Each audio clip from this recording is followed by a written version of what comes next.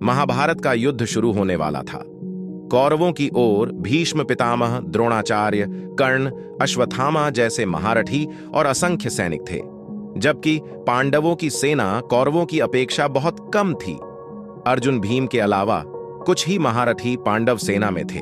उस समय युधिष्ठिर ने भी ये मान लिया था कि पांडव कौरव सेना के सामने ज्यादा दिनों तक टिक नहीं पाएंगे। सेनाओं की स्थिति देखकर तो यही लग रहा था कि इस युद्ध में कौरवों की जीत हो जाएगी। पांडव सेना में उत्साह कम था। इसी वजह से पांडवों की सेना पर नकारात्मकता हावी हो रही थी।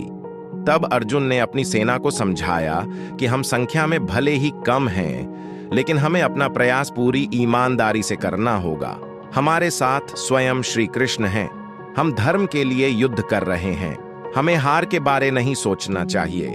सकारात्मक सोच के साथ युद्ध करना है। फल क्या मिलेगा, ये तो भगवान के हाथ में है। अर्जुन की इन बातों से पांडव सेना में उत्साह लौट आया।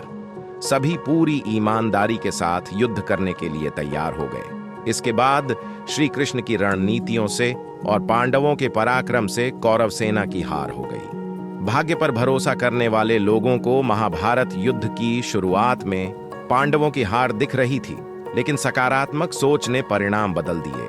हमें सीख यही मिलती है, काम कितना भी मुश्किल हो, हमें नकारात्मकता से खुद को बचाना चाहिए।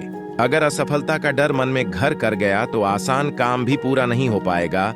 इसलिए हमेशा सोच पॉजिटिव बनाए रखें और अपने प्रयास करते रहना चाहिए।